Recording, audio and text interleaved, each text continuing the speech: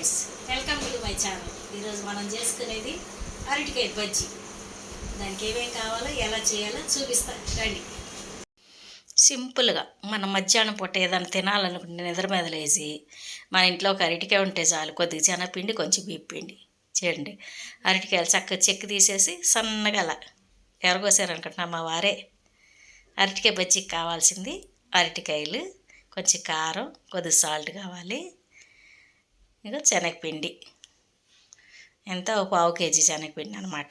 అంటే ఎక్కువ ఇవి ఒక 40 మందికి కావాలని చేస్తున్నాం అనమాట ప్రేయర్కి.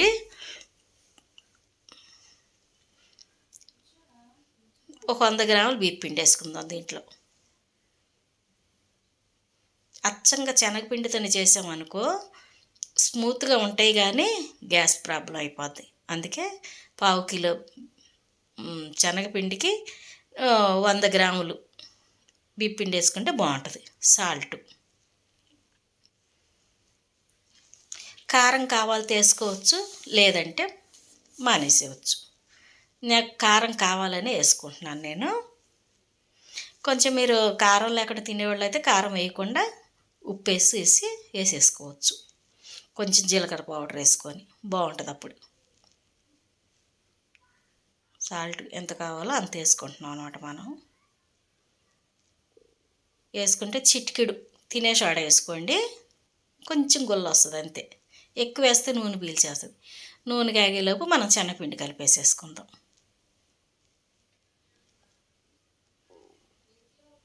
నీళ్ళు పోసేసి కలిపేసేసుకుందాం. ఏదోటి బయట నుంచి తెచ్చే కంటే ఇంట్లో చేసి పెడతాం నాకు ఇష్టం అనమాట.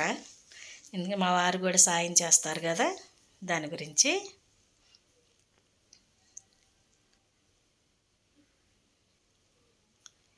చక్కగా శనగపిండి, ఉప్పు, కారం అన్నీ కలిపేస్తాడనమాట పట్టేటట్టు ముందు పిండి అంతా. అలా కలిపేసుకోవాలి. అలా కలిపేసేసుకొని తర్వాత నీళ్ళు పోసుకోవాలన్నమాట. లేకపోతే కారం గడ్డలు కట్టేస్తుంది ముందే నీళ్ళు పోసేస్తే మనం.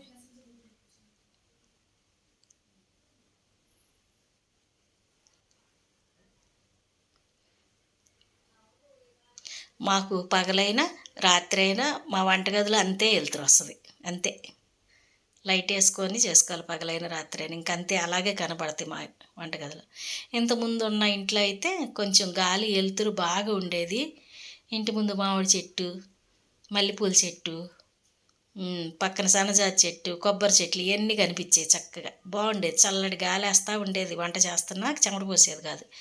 ఈ వంటగదిలో ఉక్కిపోతున్నాం, ఎటు నుంచి గాలి రావట్లా, చెమటకి మగ్గిపోతున్నాం. వంటగదిలో ఫ్యాన్ ఉంది కానీ ఫ్యాన్ వేస్తే స్టవ్ మండదు కదా, అందుకు.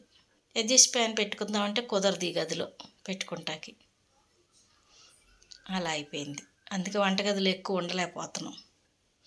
ఎండాకాలం మరీ ఊరెత్తిపోతుంది. ఇంకొంచెం లూజ్గా కలుపుకోవాలి.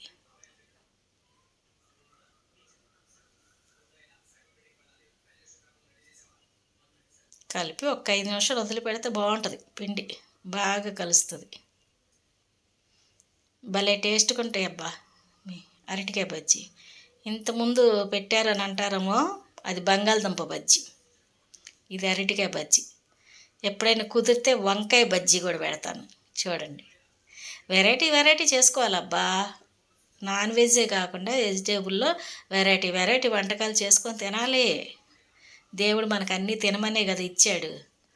మనం కూడా తినకుండా మనకు కావాల్సింది ఎంత కావాలో అంత చేసుకొని కొంచెం తినాలి అన్నమాట.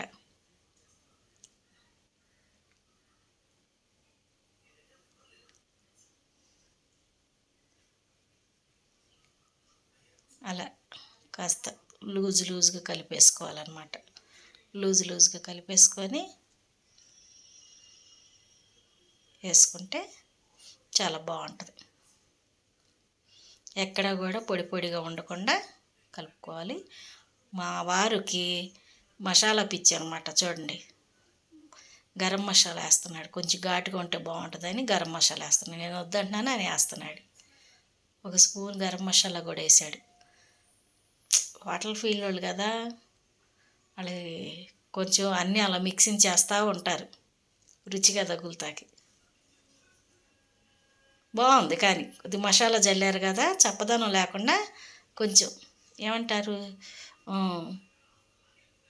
ఏదో అంటారు కదా, కిస్పీగాను ప్రైసీగాను అంటారు కదా, అలా ఉంటుంది అన్నమాట టేస్ట్గా.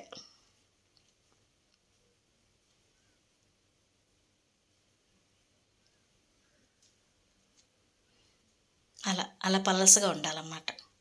అలా పలసగా ఉంటే చాలు. ఇప్పుడు వేసేసుకోవచ్చు మనం ఇక బజ్జీలు దన ఇక వేసేసుకోవచ్చు. ఓకే, నూనె కూడా కాగిపోయింది. అలా పైకి లేసిపోవాలన్నమాట. నూనె కాగుంటే అలా పైకి లేసిపోద్ది. ఓకే, నేను దీనికోసం సన్ఫ్లవర్ ఆయిల్ తెప్పించాను. శనగ నూనె వాడతా కదా అన్నిటికీ, ఈ బజ్జీల కోసం సన్ఫ్లవర్ తెప్పించా. ఎందుకంటే అది నురకొచ్చేసేసి మనకి పొంగిపోతూ ఉంటుంది, కనపడదు. కొన్ని కొన్ని మనం వాటికి మామూలు నూనె వాడుకోవాలి, కొన్ని కొన్ని వాటికి శనగ నూనె వాడుకోవాలన్నమాట. అది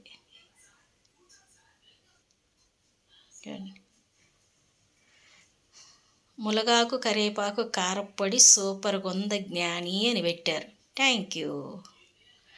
జ్ఞాని అని నేను దీని పేరు పెట్టాను, కానీ నా పేరు జ్ఞాని కాదు, ఆంటీ అని వండాయి. ఓకే,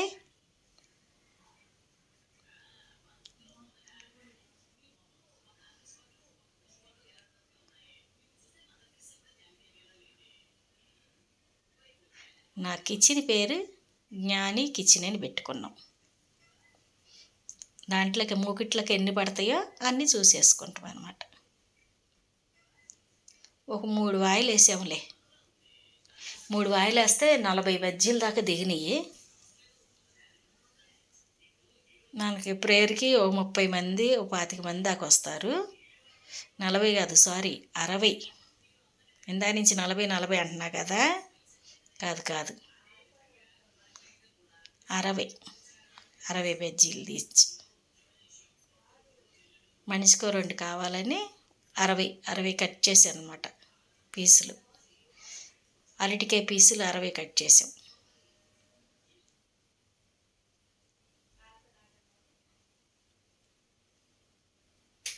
కొద్దిగా ఆగాలి, కొంచెం వేగితే తీసేసుకుందాం మనం.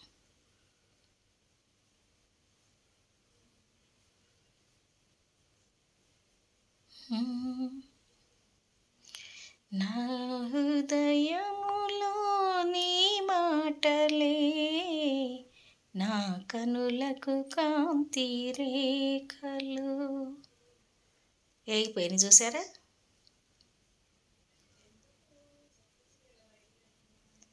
భలే ఉన్నాయి కదా, చూస్తే తినేయాలనిపిస్తుంది కదా. నాకు కూడా రోజు వేస్తుంటే తినాలని గుటకలు వేసాను, కానీ ప్రేయర్ అయిపోయిన తర్వాత తినాలని అలా మెలకుండా ఉన్నా. రోజు వస్తే నాకు మిగలలేదు. అయిపోయింది, వచ్చిన వాళ్ళ వరకు సరిపోయింది. పోన్లే, వచ్చిన వాళ్ళు సరిపోయినా చాలు, ఎందుకంటే మనం తినపోయినా వాళ్ళకి పెడితే చాలు అన్నమాట. అది చక్కగా ఎవరికన్నా మనం పెట్టాలి, ఎప్పుడైనా సరే మనం పెట్టేవారిగానే ఉండాలి, తీసుకునేవారిగా ఉండకూడదు ఎప్పుడు కూడా. అది దేవుడి ఆశీర్వాదం, ఎంతో మంచిది. దేవుడికి కూడా ఇష్టమైంది అదే. మనకున్న దాంట్లో ఎదటి వారికి పెట్టమని చెప్తున్నాడు అనమాట దేవుడు కూడా. నువ్వు భోంచేసేటప్పుడు ఎవరైనా మీ ఇంటికి వస్తే నువ్వు తినే అన్నంలో ఒక ముద్ద తీసి అతనికి పెట్టు, అది నాకు పెట్టినట్టే అంటున్నాడు దేవుడు. ఎవరేం చెప్పినా మంచి మాటలు మనం చక్కగా వినాలి. 2వ వాయి వేసేస్తున్నారు చూడండి. మేము పొద్దున్నే వాకింగ్కి వెళ్తాను నేను. అయితే ఒక చక్కగా ఆ ఫోనుల్లో వాటిల్లో ఆడుకుంటున్నారు, నైటీలు వేసుకుంటాం, నైటీలు అని గోల పెడుతున్నారు కదా.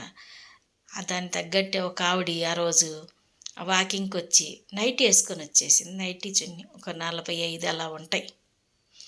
నాకు చెప్పాలనిపించింది, అమ్మా నైటీ అంటే నైట్ పూట వేసుకొని తీసేసేది, లేదు అనుకుంటే ఇంట్లో ఉన్నప్పుడు వేసుకునేదమ్మా, ఇలా రోడ్డు మీదకి రాకూడదని చెప్దాం అనుకున్నా. అమ్మో ఎందుకు వచ్చిందిలే మళ్ళీ, ఆవిడకి కోపం వస్తుందేమో అని చెప్పి కామ్గా ఊరుకున్న, నోటి దాకా వచ్చింది. కామ్గా ఊరుకున్నాను, ఎందుకు వచ్చింది బాబాయ్ అని.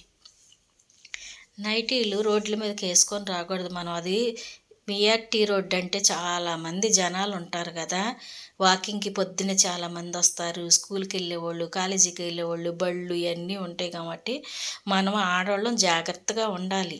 ఇంట్లో మనకి చీర కట్టుకుంటే అటుపోయి ఇటుపోయి ఎగదిగా ఉండి పొట్ట కనపడద్దని నైటీ ఒంటి నిండా వేసుకొని ఉంటాం, తప్పులేదు. ఇంట్లో ఉన్నంతసేపు నైట్ వేసుకుంటే తప్పులేదు, కానీ రోడ్డు మీదకి వచ్చినప్పుడు బట్టి తప్పకుండా చీర కట్టుకోండి, లేకపోతే డ్రెస్ చేసుకోండి, లేకపోతే నైట్ డ్రెస్ చేసుకోండి. ఓకే ఫ్రెండ్స్, బజ్జీలు అయిపోయినాయి. ఇప్పుడు మనకు ప్రేయర్ అయిపోయిన తర్వాత ఇదిగో కార్యక్రమం. కొంతమందికి చీరలు పెట్టాలని అనుకున్నాము. సరే, ఎప్పటి నుంచో అనుకుంటున్నాం కానీ కుదురుతులేదు. నేను రెడీ అవ్వలేదు, నాకెవరు కామెంట్ పెట్టమాకండి పిచ్చి పిచ్చిగా ఉందని. నేను రెడీ అవ్వలేదు, ఎలా ఉండానో అలాగే ఆ పిలకేసుకొని ఆ ముడేసుకొని ఉండాను. చూడండి, కవరు కొంచెం మణి అనమాట, చీరలు ఇవ్వాలని ప్రతి సంవత్సరం ఇస్తా నేను. కాకపోతే దేవుడు ఏమంటున్నాడంటే, నువ్వు కుడి చేతితో పెట్టేదాన్ని ఎడం చేతికి కూడా తెలియనియొద్దని చెప్తున్నాడు. కాబట్టి నేను ఇంతవరకు ఈ వీడియోలో పెట్టలేదు. కాకపోతే ఇది వీడియో తక్కువగా ఉంది, సరే ఒక వీడియో పెడతాము. అది కూడా కాకుండా ఇప్పుడు మనం చేసేదాన్ని బట్టి ఇంకొకరు చూసి వాళ్ళకి కూడా పెట్టాలని ఆశ కలుగుద్ది. అలా ఒక 10 మందికి సాయం కలుగుద్దని ఆశ అనిపించింది నా మనసుకి. అందుకే నేను ఇంక సరే ఈసారి పెడదాము వీడియో అని అనుకొని పెట్టారనమాట. శారీస్ చూడండి, కవర్లో ఎంత పెట్టారని కామెంట్ పెట్టమాకండి, ఎందుకంటే అది నేను చెప్పను. దేవుడు మనకు కలిగించిన దాంట్లో ఎంతో కొంత మనం ఇచ్చుకుంటాం అనమాట. రూపాయి అయితే రూపాయి, ₹10 అయితే ₹10, పావలు అయితే పావల. అది ఇంత అని ఏమి ఉండదు. ఇతను బ్రదర్ గారు, ఈయన మనకి సాయం చేస్తున్నాడు అనమాట. నేను వంగి లెగుతున్నానని, షుగర్ పేషెంట్ని కదా, కొంచెం సాయం చేస్తాడంట అక్క అక్క అని. నాకు ఒక 12 మంది దాకా ముసలోళ్ళు ఉన్నారు. వాళ్ళకి కొంచెం ఏ రోజుకి ఆ రోజు తెచ్చుకొని తింటారు, పెన్షన్ల మీద బతికేవాళ్ళు. ఏదన్నా కొంచెం మనం సాయం చేస్తే మన చేతనైన వరకు వాళ్ళు కూడా కొంచెం తృప్తి చెందుతారు కదా అని నాకు ఆశ అనమాట. దాంతో వాళ్ళకి ముసలి వాళ్ళకి ఆకేసి ఇస్తూ ఉంటాను అనమాట. నాకు ట్రస్ట్ లేదండి, ట్రస్ట్ ఉందని అనుకునేవాళ్ళు ట్రస్ట్ ఏం లేదు. ప్రేయర్కి వస్తారు మా ఇంటికి, ప్రతి బుధవారం మా ఇంట్లో ప్రేయర్ జరుగుద్ది. ప్రేయర్కి వస్తారు. ప్రేయర్కి వచ్చిన వాళ్ళకి సంవత్సరానికి ఒకసారి నేను ఇలా తీసుకొచ్చి పెడతారనమాట.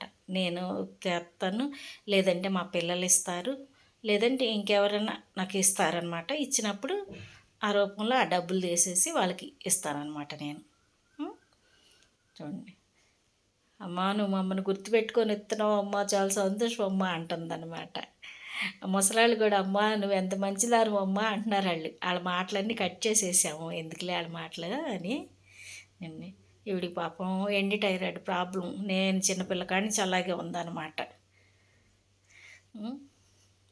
వాళ్ళ మొక్కల్లో చూసారా సంతోషం. మనం ఇచ్చింది ఎంత వాల్యూ ఏం కాదు, అదేమో 100 ఏళ్ళు వాళ్ళు ఉన్నన్నాళ్ళు కట్టుకోరు, కాకపోతే వాళ్ళ సంతోషం చూడండి.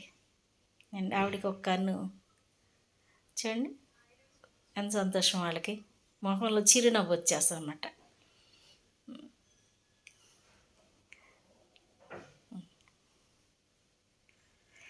ఒక ఆవిడ మిస్ అయింది పాపం, తెలియదు, బయట నుంచి బయట వెళ్ళిపోయింది. అద్దం నుంచి కనపడుతుంది. ఎవరు అనుకుంటున్నారు? నా యజమానుడు. పాపం ఈవిడికి మైండ్ ఉండదు, రోడ్డు మీద మాట్లాడుకుంటానే ఉంటుంది, ఒక్కటే వాగుతూనే ఉంటుంది, మాట్లాడుతూనే ఉంటుంది, తిడతా ఉంటుంది అనమాట అందరినీ. ఆవిడని చూసి చూడనట్టుగా చూస్తారన్నమాట. Okay friends, thank you.